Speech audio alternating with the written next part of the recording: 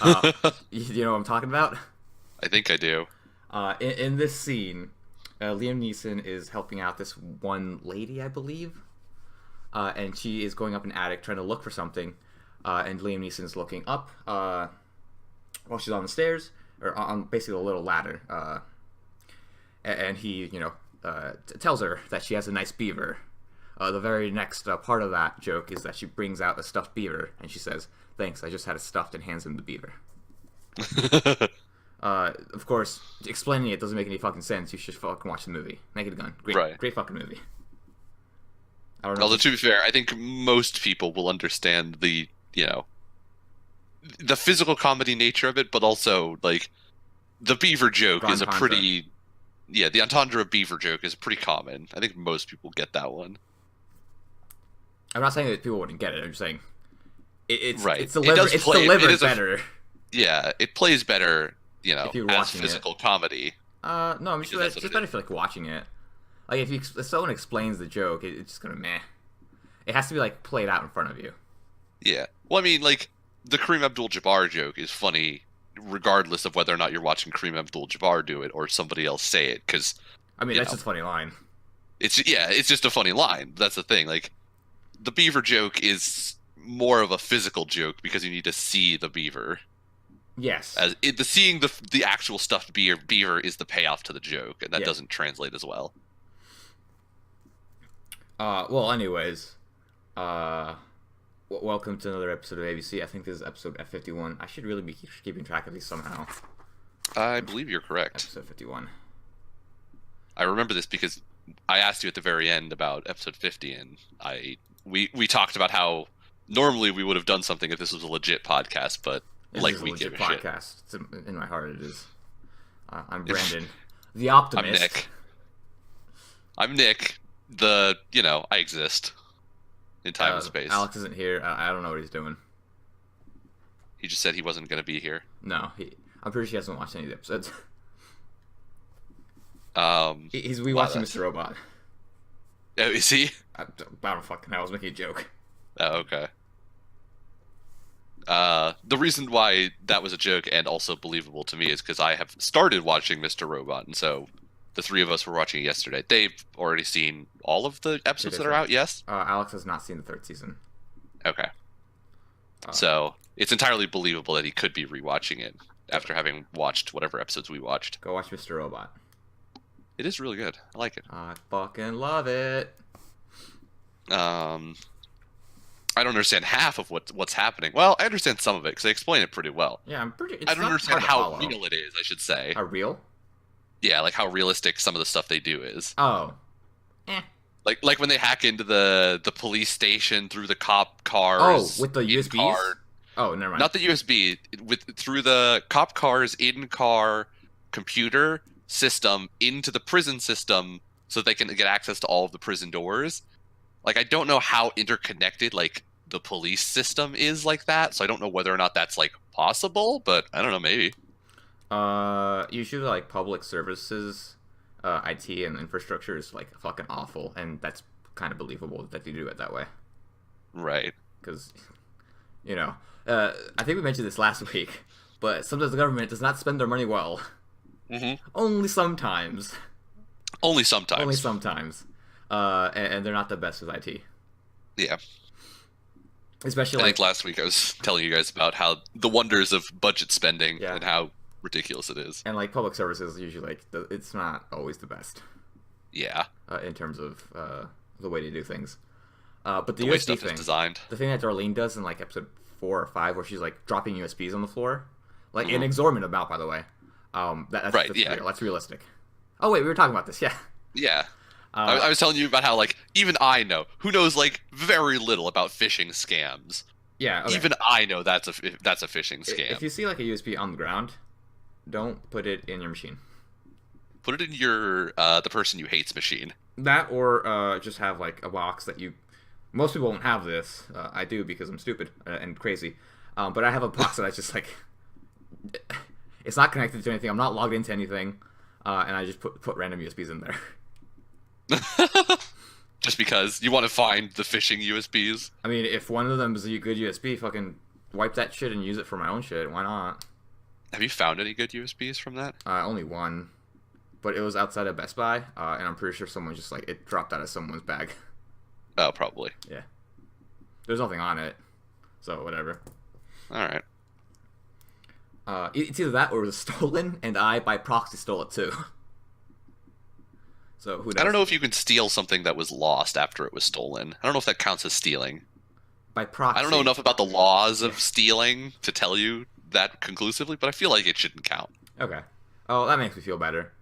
Let's go ahead and start talking about some anime. All right. Oh, all right. Kaguya. Ishigami gets introduced. He's a good character. It's funny, and the gags were funny this time around too. Yeah.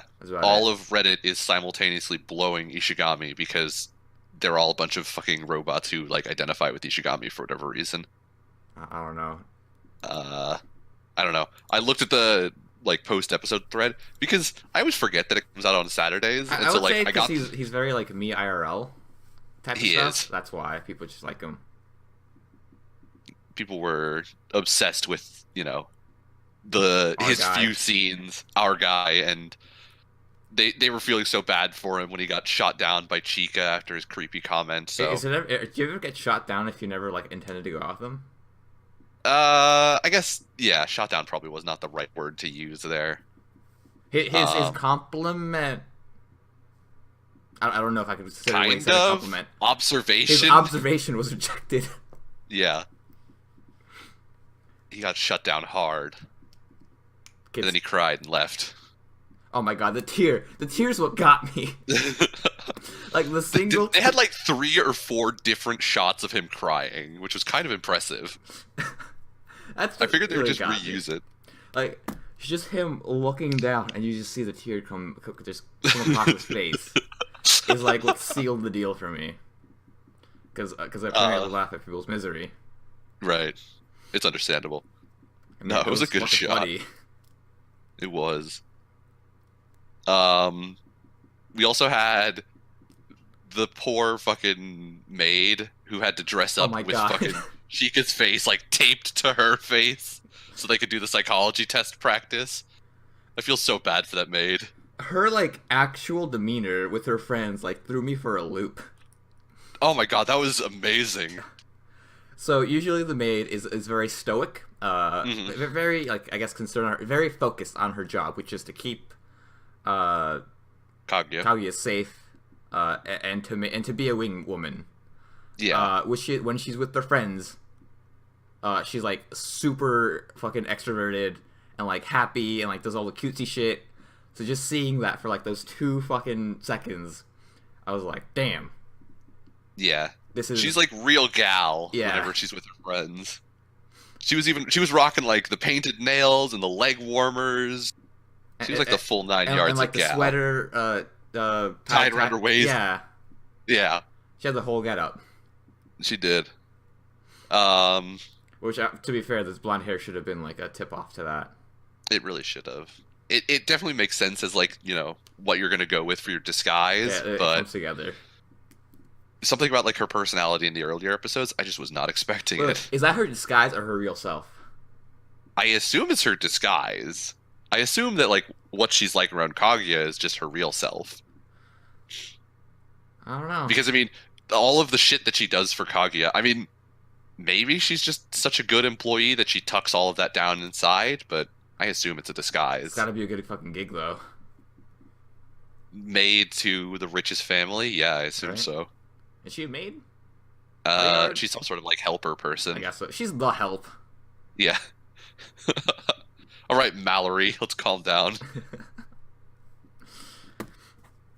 But that was Kaguya. Everyone on Reddit is filleting it. Yep. That's the only way I can describe it. I did think it was kind of cute that after the whole psychology test thing, and it turned out that the president wanted 9 kids.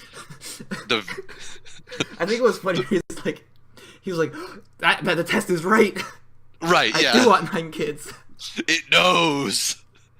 But at the very end of that skit, there's like a little one scene, not even a one scene. It's like a one panel, essentially, one image, a still image. It's eye catch between Yeah. between sections of the episode. Yeah. but this one was I guess it just wasn't the same style as the other eye catches, and so it looked a little different. But it was Kaguya reading about HCG injections. How to get a lot of babies fast. Yeah. Give birth to twins. Reduce the amount of time I have to pop out children. Oh my god, it's kind of fucking weird though. It is real fucking weird. But that's about her speed, I feel like, at this point. I'm not surprised at the same time.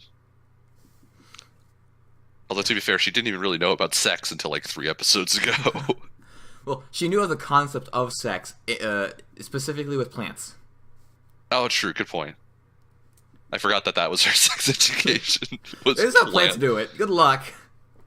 Good luck. Everything else will get explained to you by somebody else. Whatever poor schmucky Mary. But yeah, that was Kaguya. I don't remember if there was anything else. They didn't really tease anything for the next episode, so we don't have anything to say. I mean, they still have that one character that they teased at the end of the last episode. The girl hiding behind the tree. Oh, right, yeah. Good point. At some point, she'll make a little appearance, but I don't know. All right.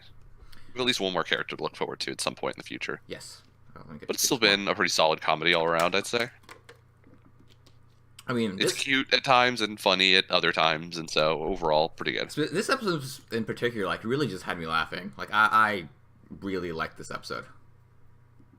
I really liked the president and Ishigami's interactions more than anything in this episode. Okay. The first skit with the two of them interacting, with the president like trying to beg Ishigami not to quit. I thought that was great.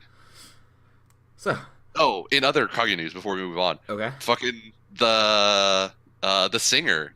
You posted a picture of him. Dude is balling out of control. Oh yeah, let me scroll up to him. Yeah, what a fucking man, dude. He's like rocking.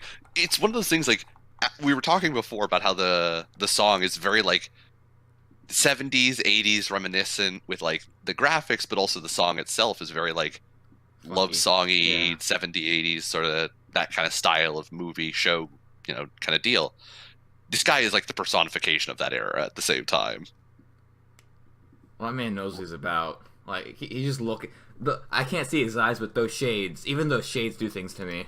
Right.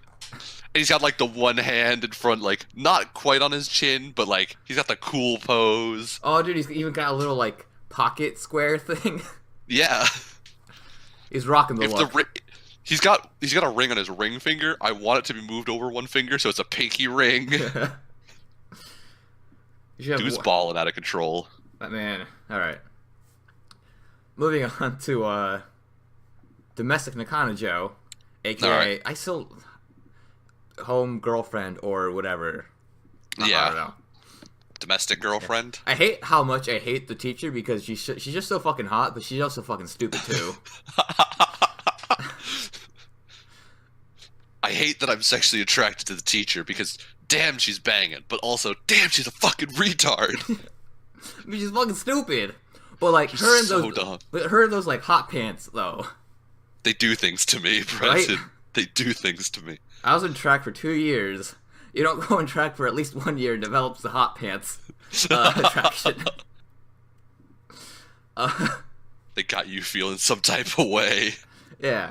But like we see her for like a total of like 2 minutes this episode. Yeah. Because this entire episode, the main character just gets dragged around. He does nothing of his own volition. The only thing he does of his own volition is take the fucking book. Yeah, that's the only thing I can think of. Well, you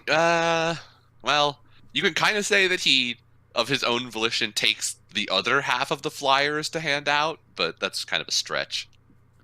Yeah, he's kind of just... I guess he also does make the choice into, like, not sexually assault a teacher or a girl in front of a teacher. That teacher's fucking weird. That teacher is fucking weird. I also don't know if it's sexual assault. It'd still be not very ethical. Weird. It'd be weird. It's still fucking weird. It's a very ethical gray zone. I don't know, when like an adult tells you to kiss someone else like in front of them, that'd be kind of, and they're not like, teaching you how to like act. I'd be a little scared for you. I'd be like, I don't think that's okay.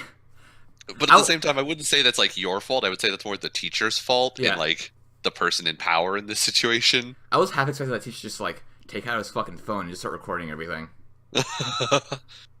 I'm not surprised. Okay, so we saw the teacher before the opening.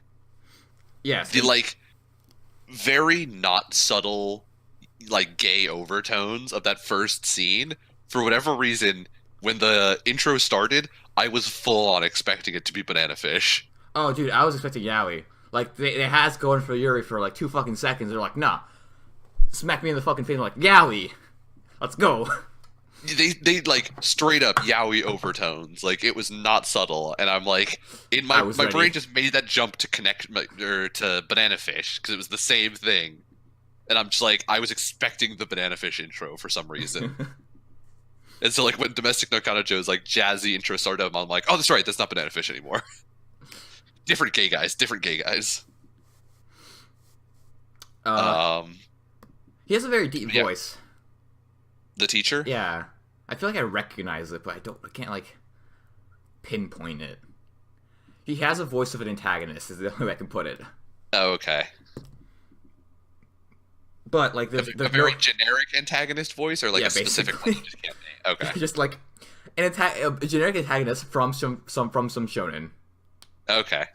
I'm gonna bet $10 that's something he's done. I'm gonna look this up later. I'm gonna put a little note for me to see if I was right. All right. You probably are. I would not be surprised. I also think a lot of voice actors have probably done generic antagonists from shonen shows. Especially if you just like have a deep voice. You're like, cool, you're gonna be a bad guy. Yeah. You're gonna be one of 2 things: the mentor that dies, or a bad guy. Guess which one there's more of. All right. But, yeah. In this episode, he basically gets dragged around by Rui to find clubs, and right. the first half of like club looking is his fucking goons of friends. Yeah. His fucking goon squad just like following them around, trying to like sexually harass women with their eyes. Right. While they're it was basically like, we're gonna it was really weird because they're like, we're gonna come with you to creep on Rui, we're gonna go see sports clubs to creep on other girls. Oh, we're done with sports clubs, we're gonna leave now. I'm like, what the fuck happened to creeping on Rui? You guys showed up for like the one girl, but then defaulted to all the other girls immediately. I mean, she didn't put on like, fucking gym clothes, so fuck it. Fucking take their. They had enough. They had like phones in their fucking pockets taking pictures. they had what they needed. They went home. They knew what they were about. I can only get so erect. They went to go just jack each other off in the corner. Okay. So they went to go do some fucking. So after Rui decides not to join a sports club because apparently she knows she's gonna be like eye-fucked by everyone. Yeah. She goes to the culture club, and the first culture club she comes across is some random room which has a lot of books.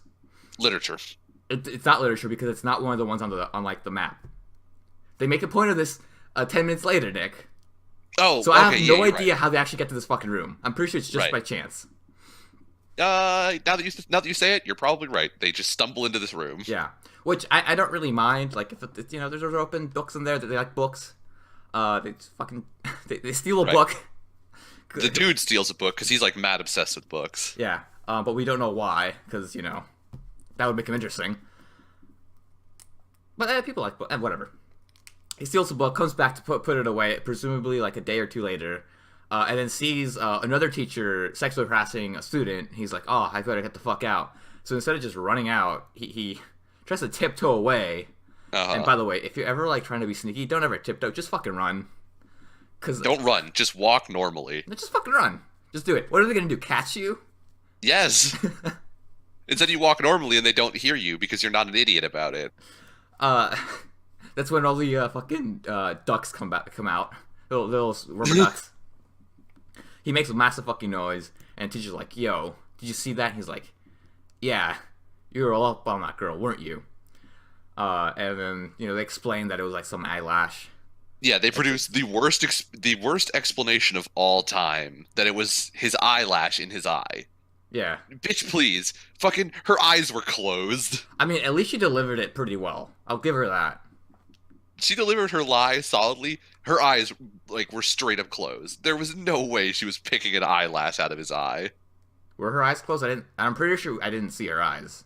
I went back and looked. Her eyes were like, you can Oh, only see wait. one of her two eyes, but it's closed. It's full on closed. Oh, okay. Because I just like remember the teacher just being completely in front of her. I only remember seeing the teacher, and then like girls' You can legs see about under half him. her face. Okay.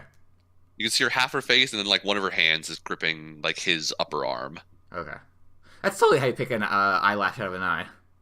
Yeah, definitely. Uh. So yeah, that teacher is a sexual harasser, sexual Yep. harasser. Harasser. Yeah. That's just gonna come into play later.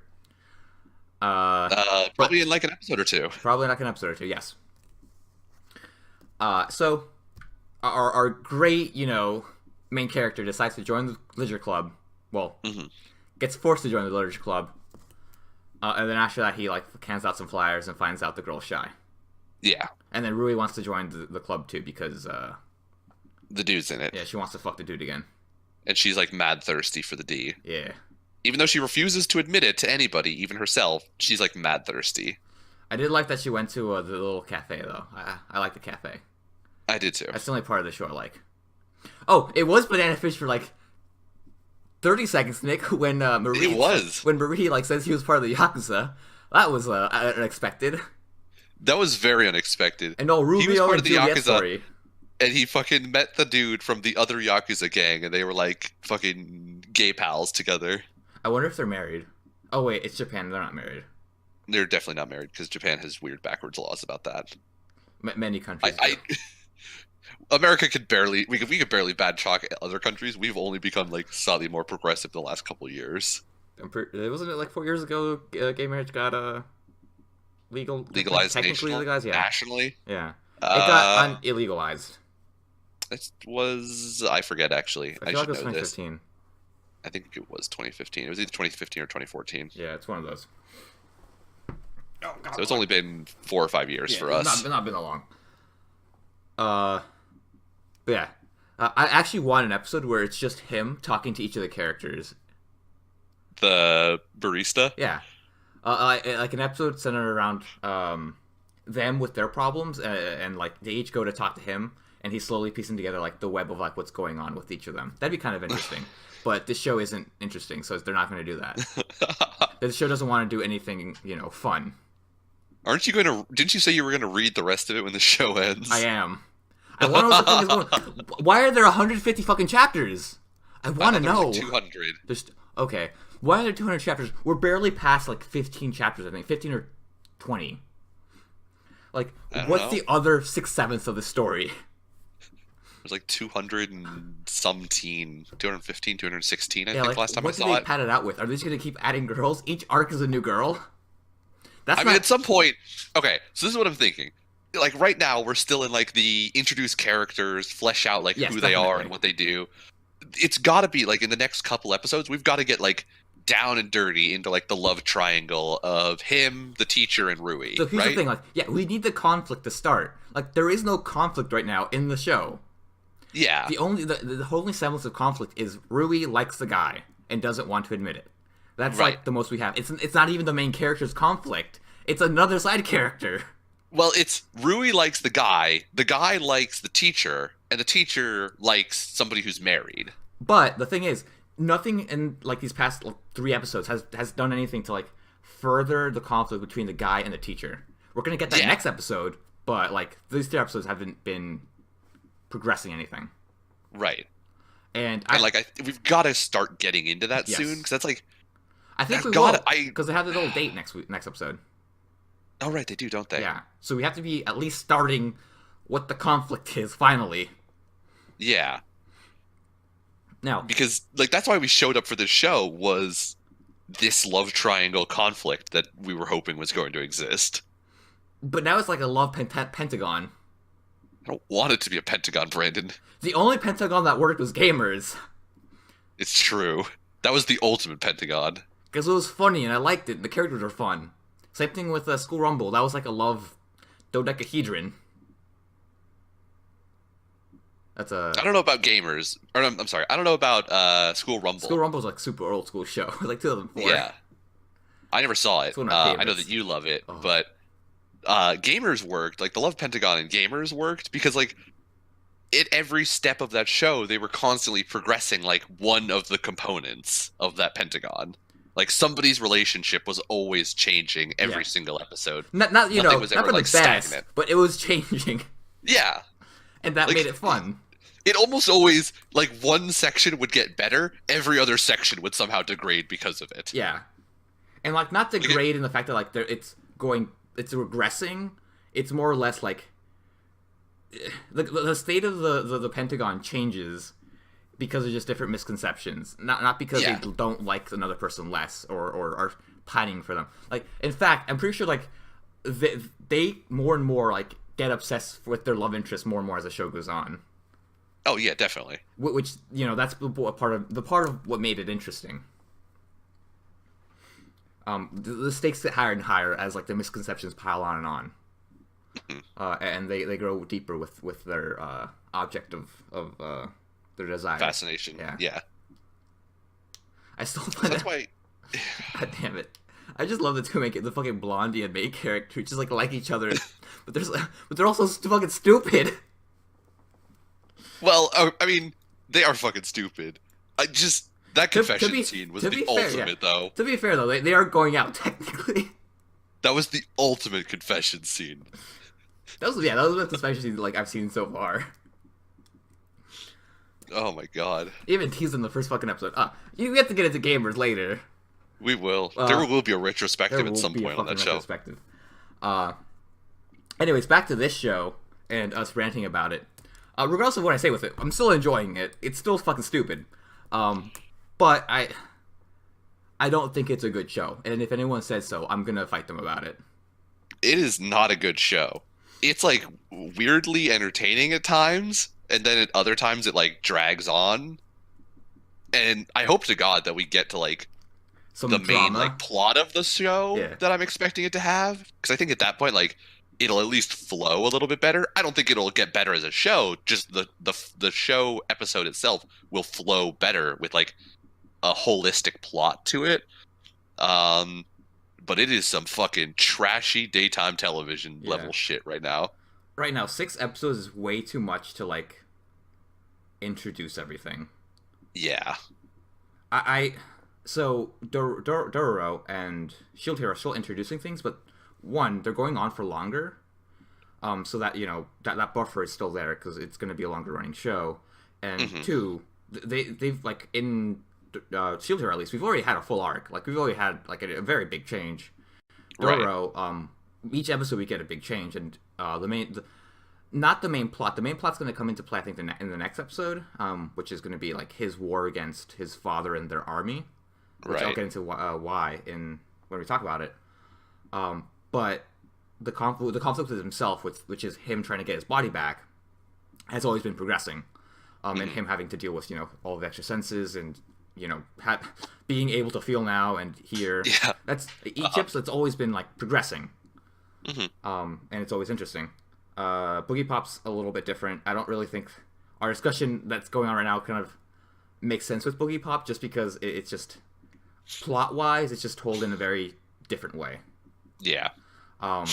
But as like a standard story, the Domestic no Kanji is fucking stupid and awful. It is. It's slow. It's dumb. I hate the teacher, but I want to like her. God, just make the teacher better. That ass is just fat. Make her a different person, just put her Rui's so hot. I don't care. Put Rui's character into the teacher's body. That would also work. Yes. I'd be into it. I'd be fine with that development.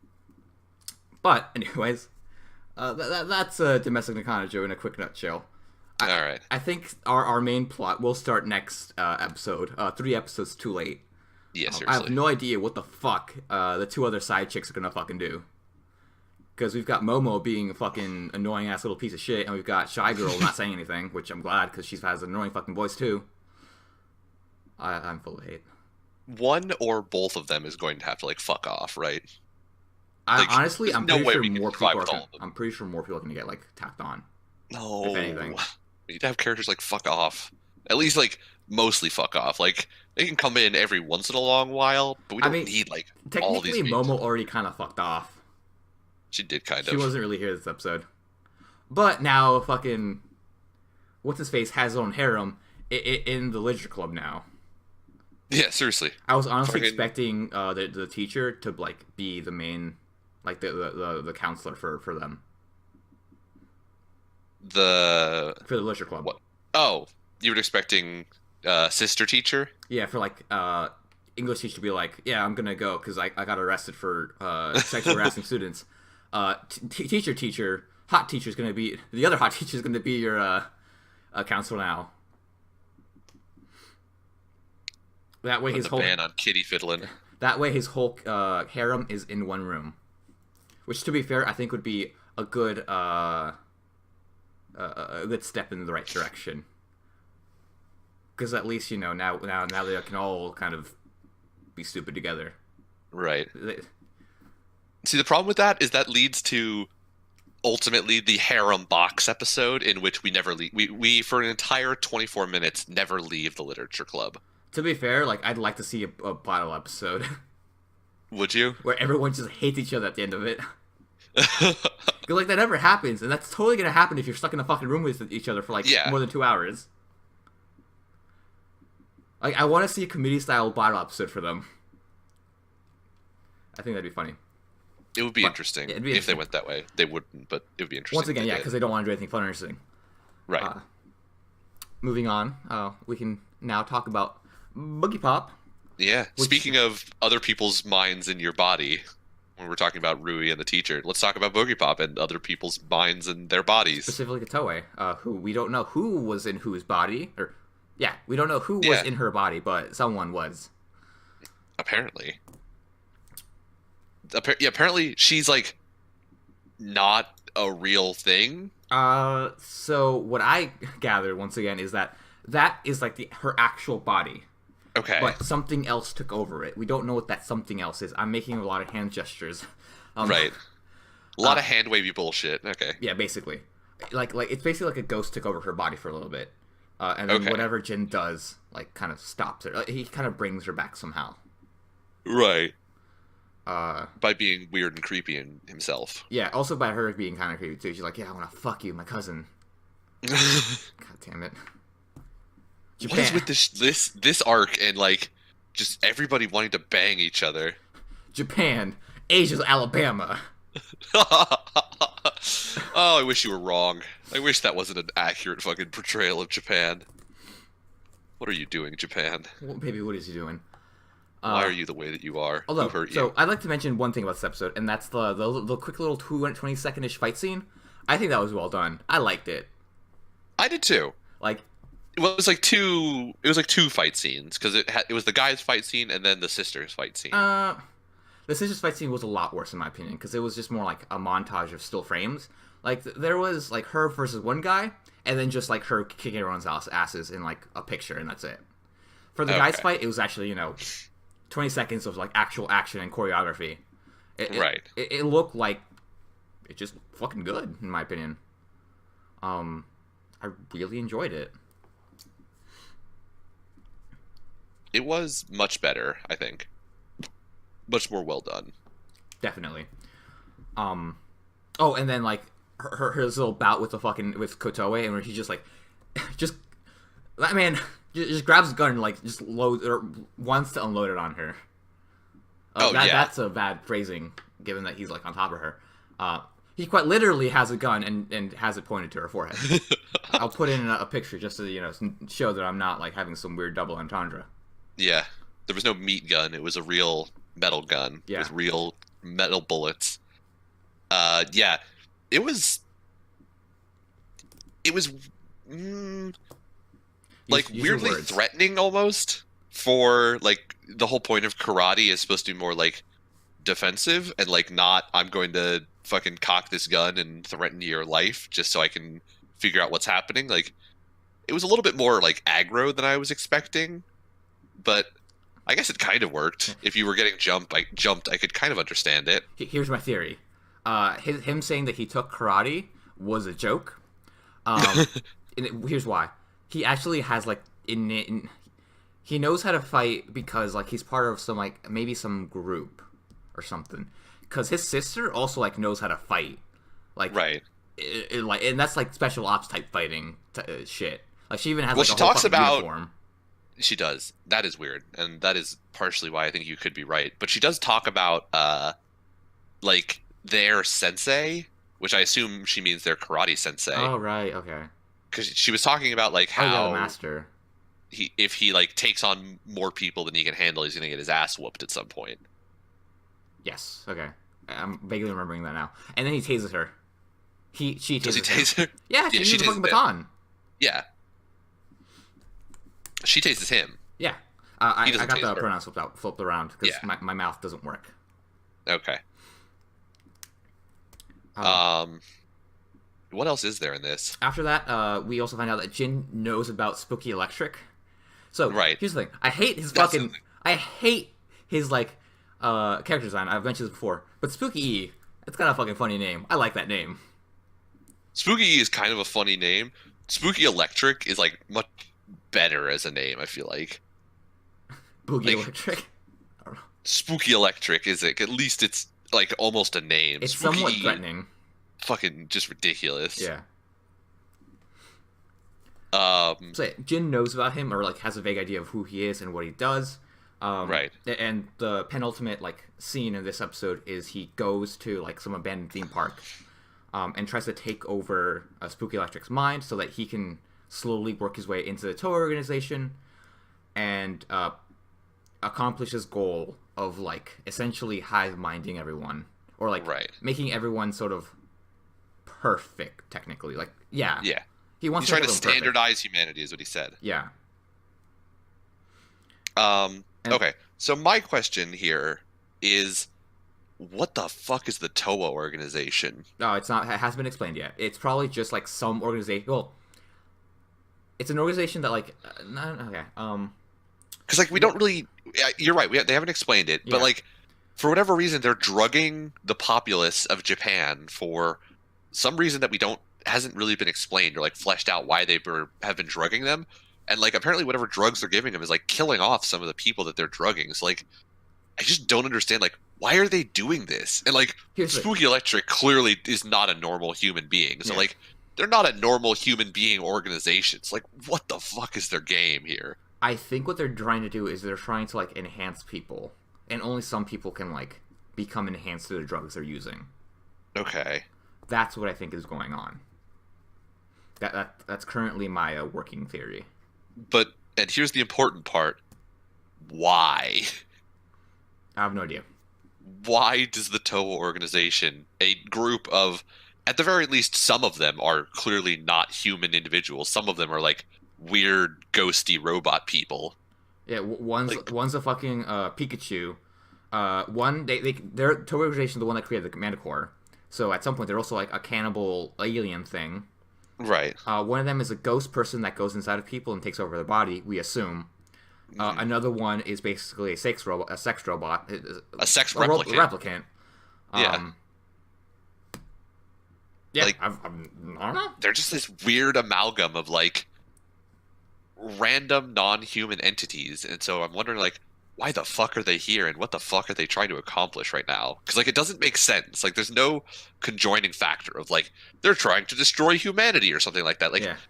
it doesn't make sense. Yep. I don't know yet. I hope at some point this show like reaches that, you know, it Everything comes slowly full starts circle clicking. moment. Yeah. Okay. I hope we get there because like right now I don't know what's going on. And again, like we were saying before, this show is so like hard to talk about because the current arc, the Versus Imaginator arc, has almost nothing in common with the first 3 episodes, which are Boogie Pop and others. So like all of the stuff we're learning here was stuff that was like not really a thing in Boogie Pop and others, and stuff from Boogie Pop and others isn't a thing now. So like it's so hard to talk about like the progression of this show because it's so all over the place at times. Like half the characters we met in Boogie Pop and Others died, Yeah.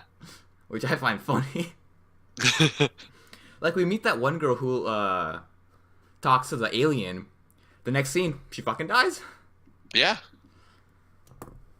It's been a bizarre show. We also have not seen actual Boogie Pop in like 3 episodes or something. Well, yeah, Boogie Pop in her costume, but because Yeah. we do get a glimpse of Boogie Pop in her school uniform, like actual Boogie Pop, not The girl. the girl. Talking with a scientist girl, serial killer girl who likes serial killers. Right. But that might be explained soon. Also, I have no idea what he has planned for that girl. Jin, at least. What Jin has planned for because Sex apparently, Replicant. because apparently she's like perfect. Like she has the perfect rose, I think. Uh-huh. She's supposed to be the sacrifice. Which I don't know why someone like that would be perfect. I guess she's complacent. Not complacent. Yeah. Well, I assume it's because she is like without emotion. Yeah, that might be it. And therefore possesses no like strong emotion in any direction. So she's not angry. Oh. She's not angry and aggressive like Spooky Electric, and she's not vain, and she's not anything else. She has like no will of her own. That's what I think Yeah. he's trying to do. That would be. That's what he thinks making people perfect would be, is taking away their will. That way they don't have desire, and I'm pretty sure this is gonna be part of his fucking speech. But that way they don't have desire, and they don't want to like, get better, do bad things against other people or some shit like that. Probably. Predictions. Will be At least in his fucking progress towards like the perfect individual, he's not like weird about it like Danny was. Don't even bring up Danny. Fuck I that can't show. help it. They both wear fucking the lab coats. I'm sorry. Like- Jin at least has a soothing voice, and isn't fucking annoying, and is vaguely threatening. Danny wanted me. The only way Danny would have killed me is if I killed myself first. You would willingly kill yourself. If you and Danny were in a room, you would like tear your own throat out for him. Well, I tear his throat out and then Oh, kill good myself. point. That way, I wouldn't have to hear him in heaven. If you couldn't and/or reach hell. him.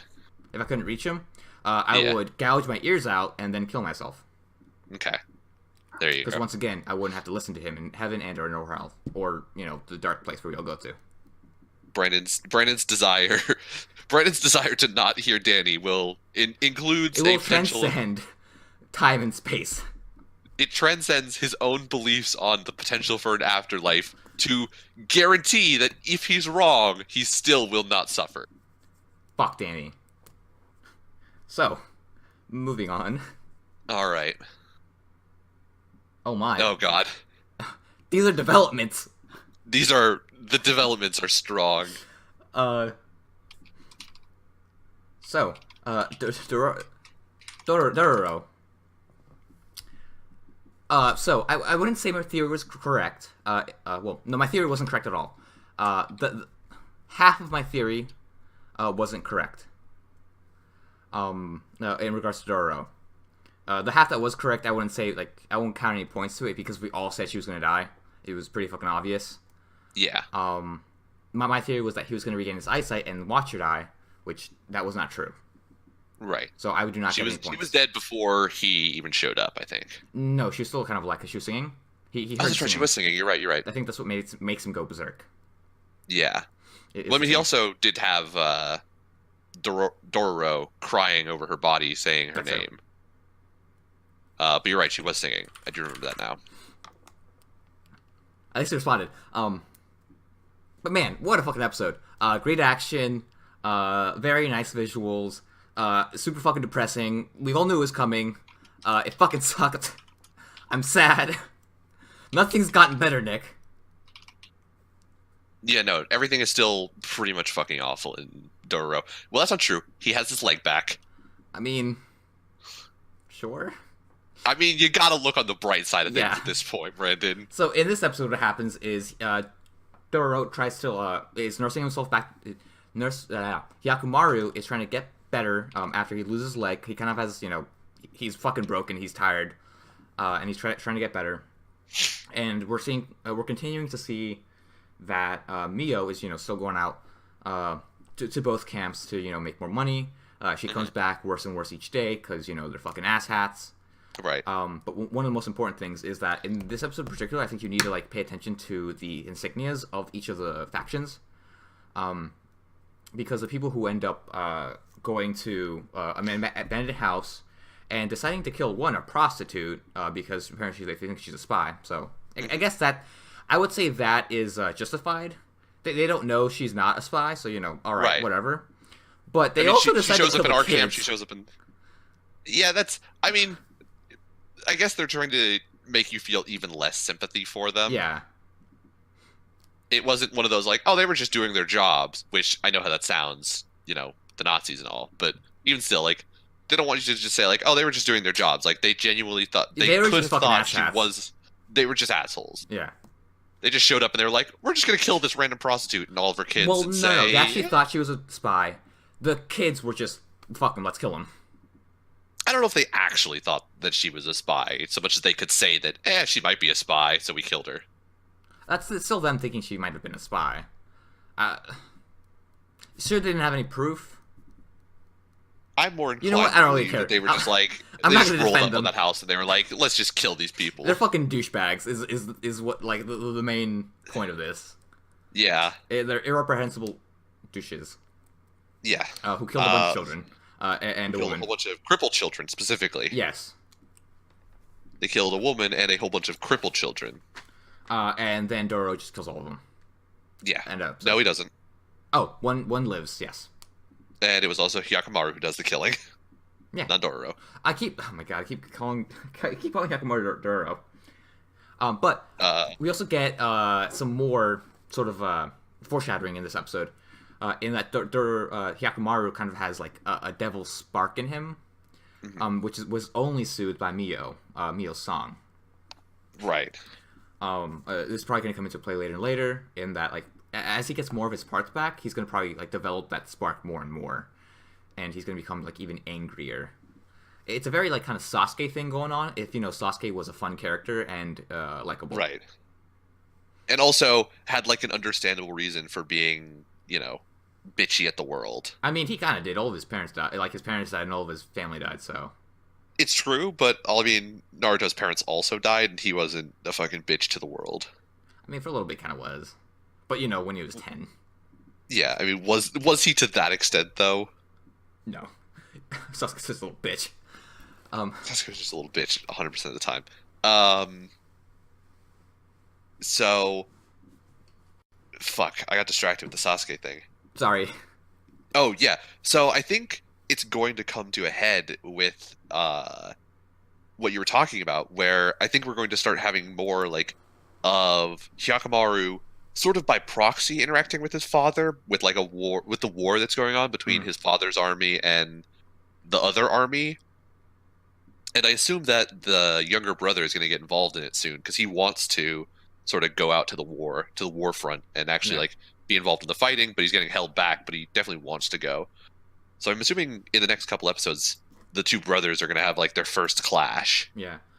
The reason I say this is because, like, around 6 episodes, like, around the 1/4 mark, that's around where Act 1 usually ends, and since this is, like, a complete story, we're probably going to start getting into the actual, like, conflict between Hyakkimaru and his father. Not directly just yet, but it's going to build up to him meeting his father at some point.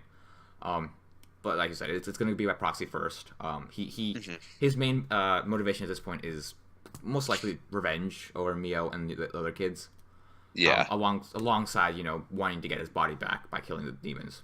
So those are probably going to, like, I think what's going to happen is going to be like one episode he fights a demon, another episode he fights the army.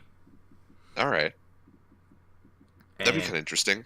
And I'm going to take a pot shot in the dark here. I'm going to say that some of the demons begin to merge with some of Dad's armies. What's the Dad's name? I don't remember. I don't remember. With the Lord's army, they're going to start to merge. And they're going to be like demon samurai people. Okay. That'd be interesting if, like, there. I could definitely see, like, maybe one, because it's like a good hiding place for one. But it'd be interesting if, like, closer to the end, you get a whole bunch that start to join into the army. Yeah.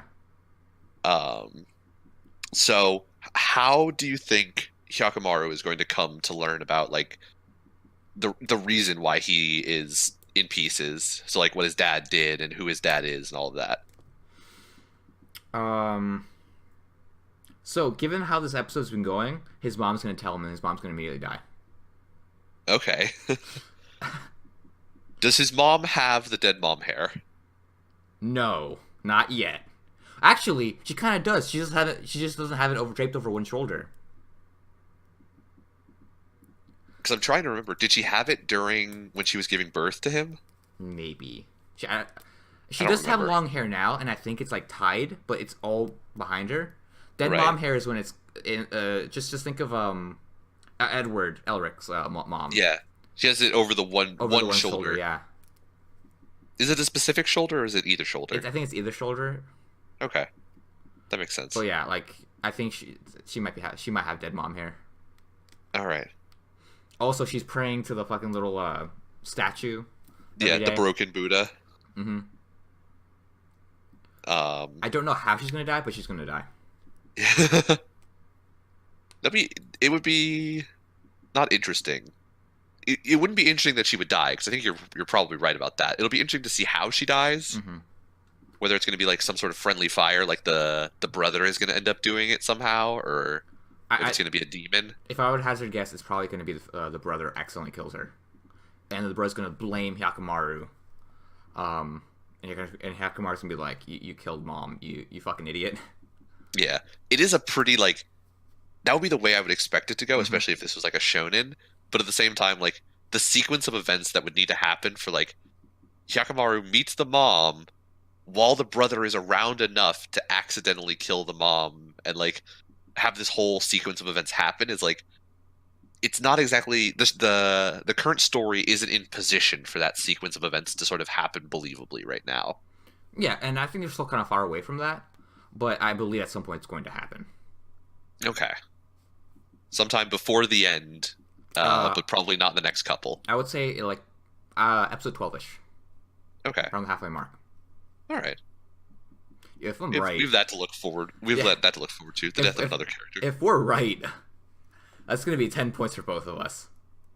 Because like The mom what we dies what we because just his said, like brother- it's kind of specific. It's like very specific. It is very I specific. can definitely see it happening though. It's yeah, like I said, it's very believable for this style of show of everybody dies, everything is awful sort of thing. Yeah. I could definitely see that sort of working out. Because I mean, I feel like you do also need Hyakkimaru to meet at least one of his two parents, and the mom is definitely the better one to meet early in the show. But if he meets her early, then she does kind of need to die. Then, Yeah. like, she can't just be around for the rest of the show. We'll see. It'll be interesting to see how this all works out. Definitely. But that's why I like the show, is because like It's there's so much potential for it to go like wherever it wants to go. I would say it's very well written. That's where we can make kind of like these predictions. Uh-huh. I wouldn't say it's predictable or tropey. Right. Like just given the fact that it's very old, you can definitely see some tropes that like developed over time, like into anime. Mhm. But like even if it is somewhat cliched, like it's still well done. Right. And like it's so hard to fault it. Like the prostitute with a heart of gold who ends up dying. It's so hard to fault it for that character because it was written in like the 1940s 1960. or like 1960s. Where like that was not as much of like a played out kind of thing yet in the 1960s. Usually it was done even in classical literature. It was done, I think, a bit at least. I mean, well, because in classical literature you basically had if you had any And one sexually type of woman promiscuous character, raging bitch or prostitute. Yeah, well, prostitutes fell into two categories Oh. where it was overtly promiscuous or prostitute with a heart of gold. Yeah. I'm sorry, not just overtly promiscuous, conniving overtly promiscuous. They either had to be like conniving or like heart of gold accidentally forced into it. Were like the only two options for I don't think you'd be accidentally prostitutes. forced into something. I think they were just forced. I mean, I'm sorry, accidentally forced into it makes it sound weird. Yeah. Forced into it through like things that were not your own. Yes. So in this case, like Mio in this The case, war. like, yeah, like her agency is kind of taken away because like the only way she can actually survive and help those kids is basically to prostitute herself. Yeah, She doesn't really have much of a choice. right. Is the thing. And even Dororo points that out Yeah, like- about halfway through the episode, and his mom. Wherein, like, yeah, yeah, she dies because I assume they like starved for food, or she may not have medicine or something, but she ends up dying Yeah. because they were so poor. And he says that the only job that his mom would never take up was prostitution. Yep. Um, and so like, and fuck, is her name Mio? Mio. You Okay. can either say Mikio or Mio. It's the two. Okay. It doesn't really matter now that she's dead. Right. But Mio has like way more mouths to feed than Dororo's mom ever did, and Yeah. so she does what she's got to do to feed all of those kids that she had. To be fair, she could just leave them, but that would mean, she make her a could, heart of but- gold. Yeah. That was definitely not her character type, was not the I'm going to leave all these crippled children behind. Now that my samurai has showed up, let me just peace out on all of these kids. She definitely did not have that character type. And it is at the same time written with that like 1960s sort of, the female characters have to be like more caretakery in this world, and so like Yeah. you can't just have this female character give up all of these children to pursue this samurai around the country and have people look at her favorably. So from like the 4 female characters we have right now, one being Bandai, the snake lady, she was a conniving bitch. Right. Then we have the mom and Mio, who are both caretakers. The only like female character that doesn't fit into that is the one disciple girl, not disciple, bodyguard, the bodyguard. The bodyguard. She's the brother's bodyguard. Oh yeah, the rich girl from the Cursed Sword episode. What? Oh shit! I forgot about her. No, she's kind of like she also has a caretaker role. She's very submissive. Yeah. What I meant is the bodyguard from this recent episode. She's a girl, I think. She's a The girl. bodyguard from this recent episode. Yeah, the one who's on the horse with the brother. Oh, They all you're ride right. off. You're right. Now I remember what you're talking She's about. like I think the only one that might have some agency in the show. Like she's might not there of her own volition, but she's there and she can make her own choices. Right. Or she's free to Alright. make choices. Is a better way to put it. Because Mio wasn't really free exactly, Yeah. and the She mom was a- also isn't really free. Yeah. And Dororo's mom, who we never saw, wasn't very free either. Yeah. Because she had to deal with her kid. Mhm. Um, So, I forgot that there was another female character, so it's good that you pointed it out. fun fact: medieval times not very good for women, Yeah, seriously. or actually anyone to be good in particular. It's very true. Oh, just fucking rich people. Nothing ever changes. And even then, most rich people hated each other and therefore fucked over each other too. So by- it was really not a great time for By anybody. proxy, by fucking over poor people. Right. So let's it's a more favorable and fun topic. Shield Hero. I feel like these Yeah. past 2 episodes have just been kind of boring in my opinion. I've just been like, eh. It's true. They've definitely been like, I mean, because we started out with like so much fighting through the first, I don't really see them episode 2 and fighting. 3. I just think those episodes are just more interesting. Like just his kind of like flow of a character arc was interesting, and then right now we don't really have an arc. We just kind of have him fucking around and raising a chocobo. And this one, Because it's like, it's in this awkward like middle stage of like, one, he needed to get the chocobo. yeah, like he and still then needs two, to set like, that up. You need to travel across the land, searching far and wide, to get to the next character and like the next arc location, essentially.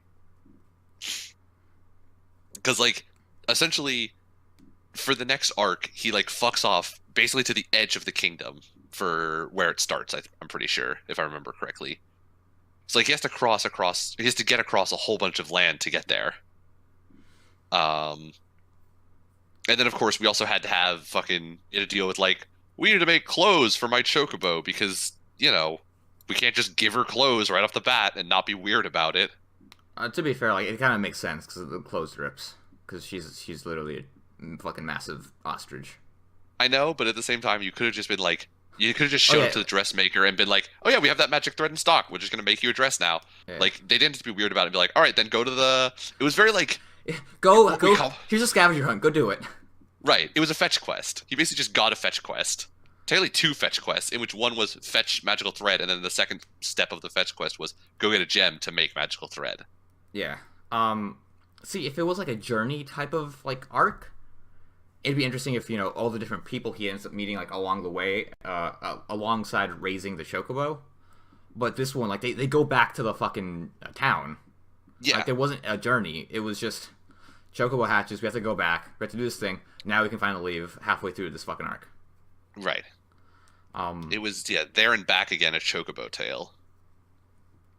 Where the only thing that happens along the way is they get attacked by bandits, and nothing really happens with it. They just pretty much immediately lose, and then they just take stuff from the bandits. Yeah. Like, on top of that, like, it also just feels more generic right now. Yeah. It's very gamey. Like, what I was saying about it before in, like, 3 and 4, when they toned down the gaminess of it a lot. Like, because that one had, like, an emotional impact. This one, like, right now there's no really emotion writing anywhere. Right. And so it just feels like they're going through, like, the motions of a game. It just even, like, the motions of, like, an isekai. I'm just, like, waiting for this to go back to, like, that emotional impact on the, like, just interesting characters. Right. I can't, like, put it into words. It's not bad, but, like, it's not as fun as I had watching the first 4 episodes. Right.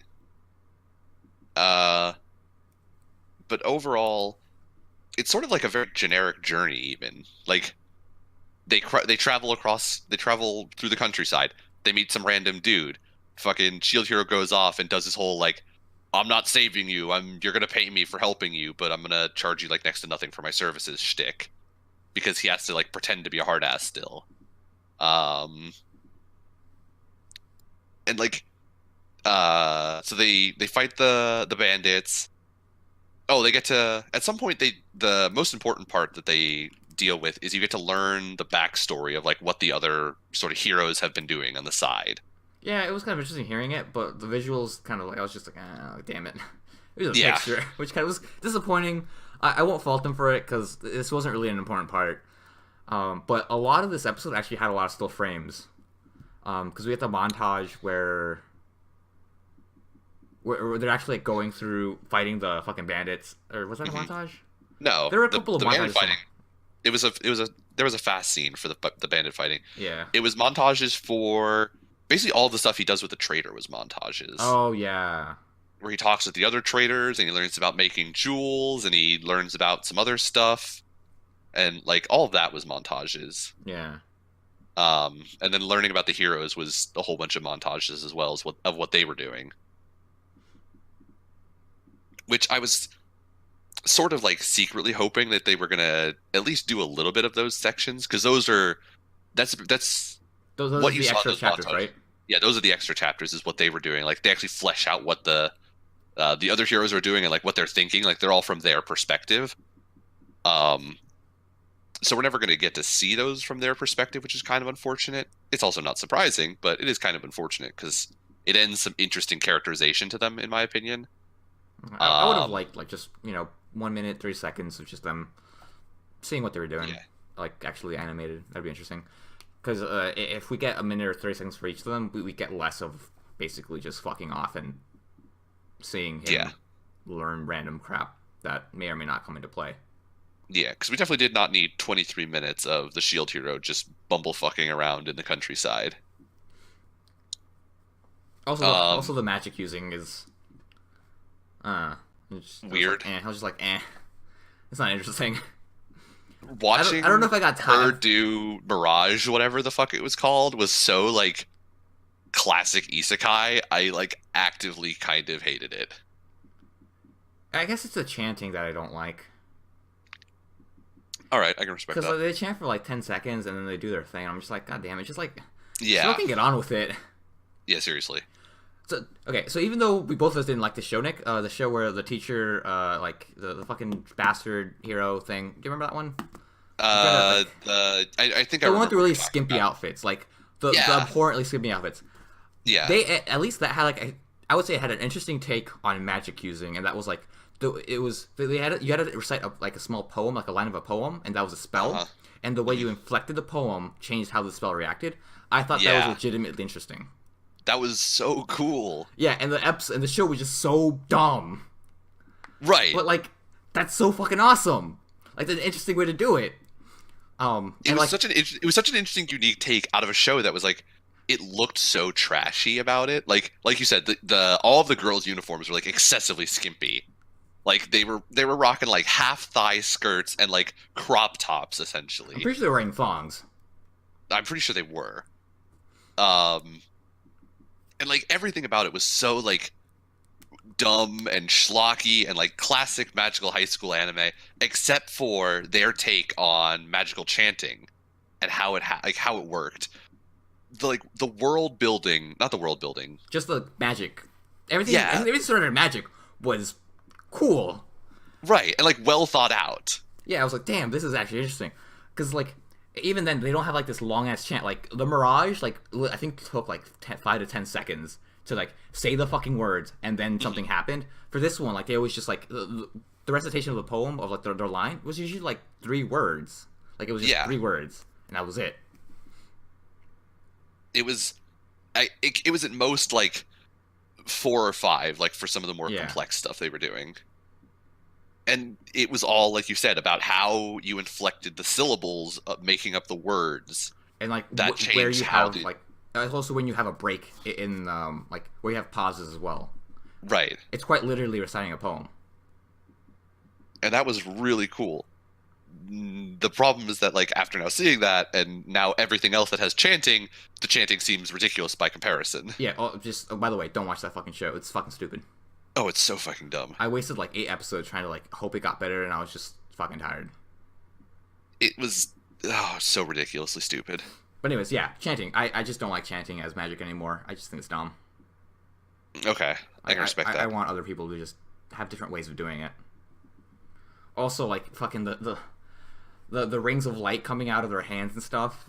Like I understand why they use it, because it is a good way to like symbolize magic, but once again, it's I think it's overused at this point, and I want someone to try something different. Right. Someone smarter than me, because I have no idea what like a difference. Like I don't have any clue like how else you could visualize magic. Right. But I can respect that, like, you know, after having seen it done the same way so many times, like at some point somebody's going to do that sort of depiction of magic better than the rest. And so at that point, like everything after that looks stupid by comparison. And it's like, at this point, it's worth you just trying something new. Like you're not helping yourself doing it this normal way, because you just look worse by comparison than the people who did it better. Like try something new. Maybe it's going to fail horribly, but at least you tried at that point. Yeah. I wouldn't really knock anyone for doing anything new, unless it's like just super fucking stupid. Right. I mean, it could be super out there ridiculous, and like I'm gonna make fun of you, but I mean, at the same time, the horror you get, the more your magic gets better. High School DxD. What was that? Fucking the horror you get, the more magic you have. Yeah. High School DxD did it, and it did it well. High School DxD did it amazingly. Also, that High School DxD has a top tier fucking dub.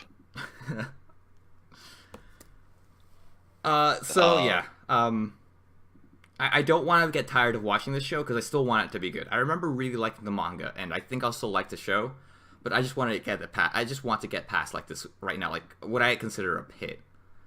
Yeah. Because like it's just not interesting right now. We just need to fuck off like halfway across the world. Because I remember, I know at least what the next like major event, or the next 2 or 3 major events are, and I feel like they come like pretty quickly, like one after another once they start. It's just right now, like, we just need to fuck off halfway across the kingdom so we can start the next event, essentially. Okay. So I'm assuming that episode 7 is going to like be the beginning of the arc that I'm thinking of, which is like a pretty actiony arc, which is the start of 3 in a row of pretty actiony arcs, and like pretty, not just actiony, but like, you know, they have like depth to them and like emotional, you know, character building importance to them. Emotional baggage. Yeah. Ask my wife about that. We get slave PTSD at some point. Oh god, okay. Yeah. It's gonna be great. It's definitely not super awkward and very uncomfortable to read at all. I'm pretty sure it'll be just as awkward watching it. I'm 100% convinced it'll be just as awkward watching it. But yeah, it should be. I'm assuming that's what's going to start in episode 7. If it drags in episode 7, I'm going to be real disappointed. Let's see. In terms of predictions, I don't think we can really say predictions because Yeah, I don't think we can say predictions know what's because gonna I happen. know what's going to happen. Yeah. But what I do hope is that like a lot of the travel scenes suffered from a lot of the same problem that the race scene had in the last episode of like the CG just takes something away from it. Like I don't know, I can't explain what it is, but just something about like the way it looks like takes away from the scene. Yeah, she doesn't look that great. I don't think it's awful. I don't think it's It's definitely not anywhere near as bad as what we were complaining about in Death March. Like Death March was so bad. No, the fucking ants though. Those ants though. Oh no. You mean those 5 ants that ran into that barrier? And repeat. That was the greatest scene of all time that they played like 3 times. I wish we had all been in that fucking room watching it together. We would have freaked the fuck out. Oh my god. Death March was definitely like a show we should have watched together. Oh, good god. That show was a dumpster fire. But yeah, just something about the travel. Like I hope that I just want there to be less of that like CG travel sequences because they don't look amazing. No. It definitely was not like as dumb as the race scene with the giant puffs of smoke and all that nonsense. The race scene was particularly awful. The puffs of smoke, I think, were done to like not have the CGI chocobo. Right. And I mean, I can respect that, but at the same time, like, oh, it was rough. Definitely Dororo right now is the best show we're watching. Oh yeah, hands down. That fucking Dororo studio is bringing it. They had fucking Banana Fish last season. Dororo now, oh man, they're killing it with whatever they're doing over there.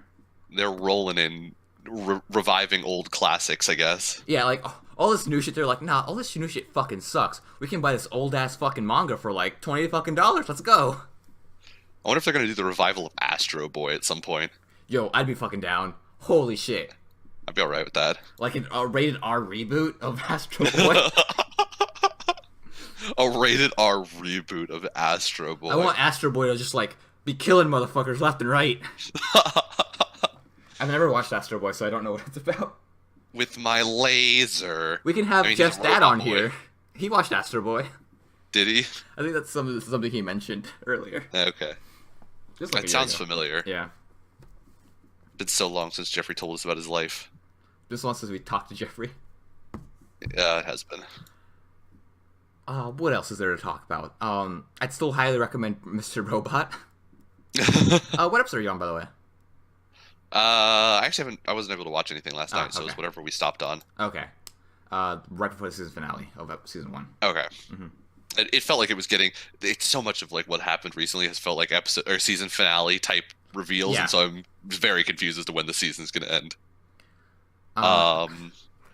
So apparently, as I'm now reading, as I was browsing on our anime, the UN is proposing an initiative to ban lolly, shota, and underage drawings as cartoons. Oh. Specifically sexual in nature. Peace out, half of our anime. Also, Yeah, peace out all these fucking terrible shows. So, it'll be interesting to see, like, what the fuck is going to happen if that passes. I don't think it will, but who the fuck knows? Although, at the same time, who the fuck is going to vote against that? Japan. Other than Japan. All the Asian countries, I don't know. And thankfully, Alabama doesn't have a vote on the UN. Alabama and Mississippi. Jesus. No, they're not banning Alabama. incest. Just lolly and shota content. Yeah. Although by Lolly, definition, lollies are sexualized, though, is the weird thing.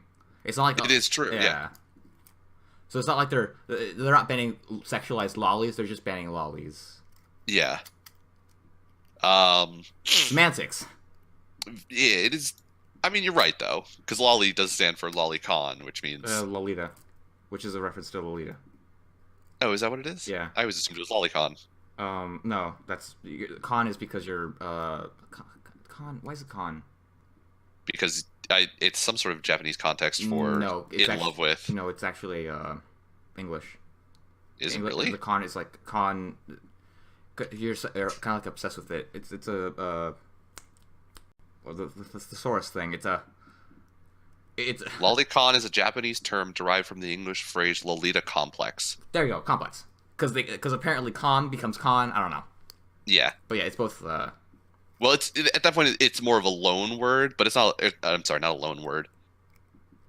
I get what you're saying. It's based on English, but it's not an English phrase. No, yes, it is most Because- Japanese.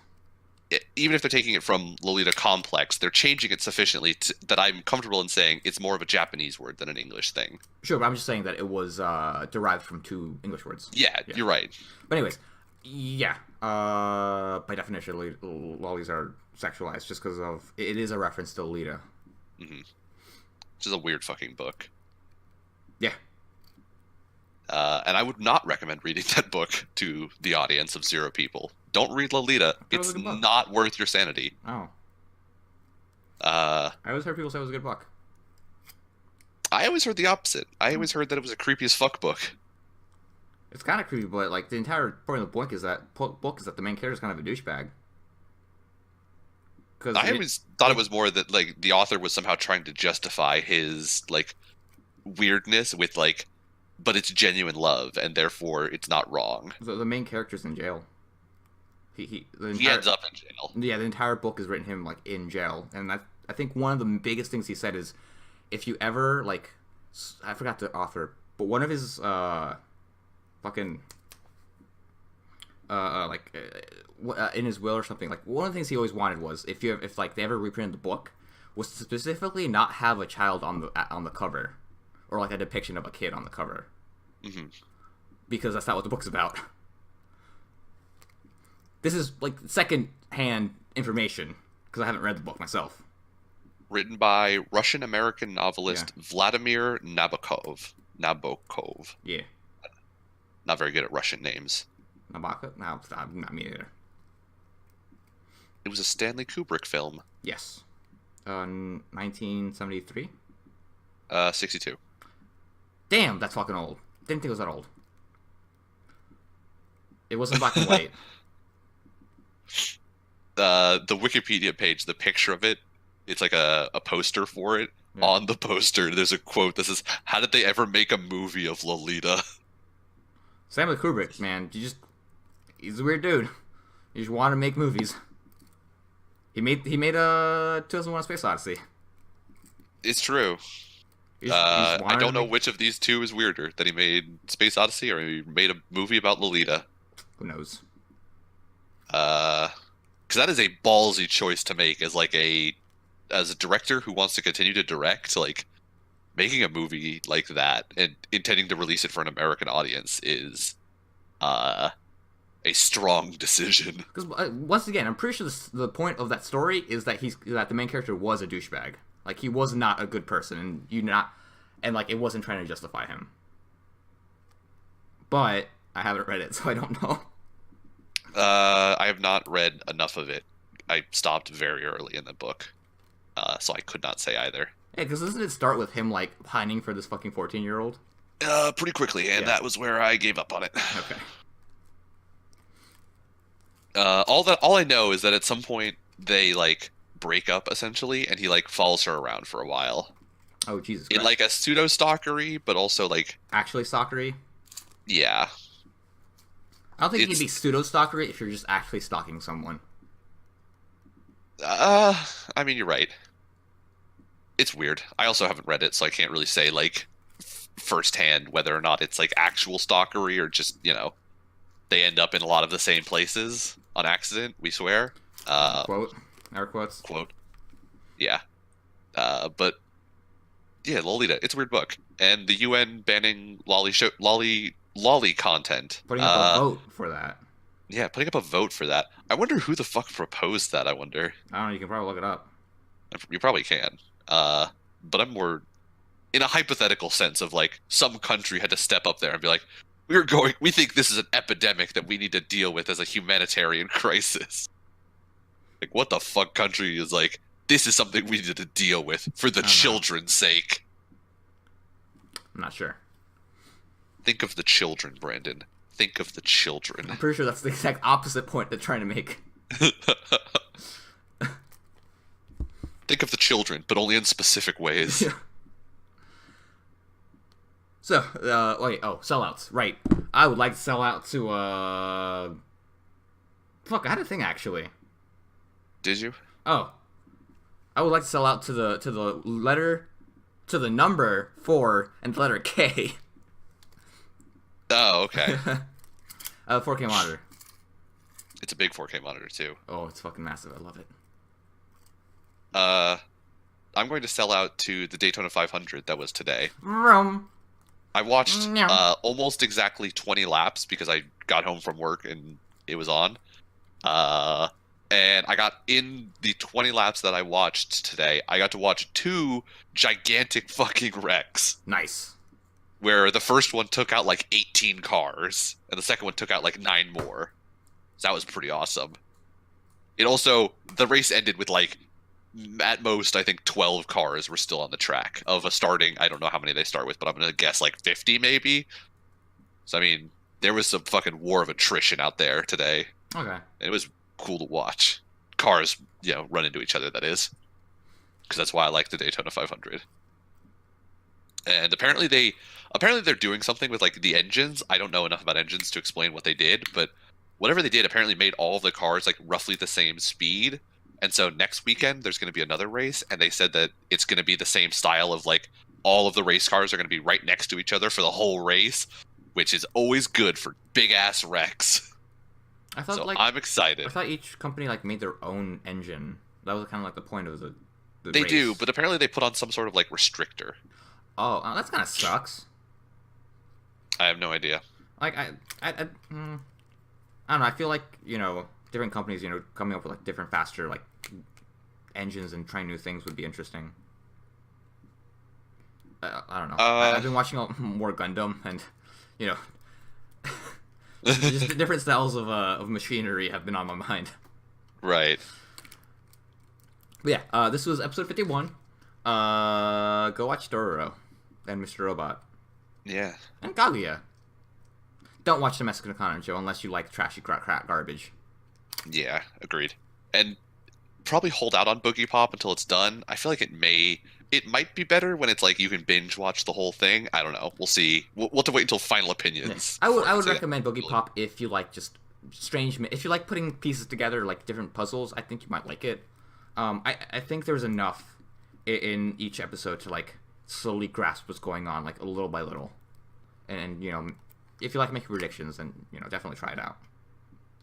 I still think it's probably gonna work better as like a binge show. It's like I have no idea what the fuck the Toho organization is, and like that's such a crucial part of it that like I think just binging it is gonna be a better experience than watching it one episode per week. Okay.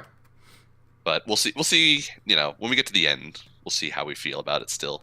Alrighty. Oh, I was Brandon. And I am Nick. Welcome back to the world of the Duocast. Yeah, Jeff could have been on actually like 10 minutes ago. It's true, Jeff could have been on. And he could have showed up just in time to sell out. Just in time to sell out and hear us talk about. Oh my god. Okay, so I need better handwriting. Battered.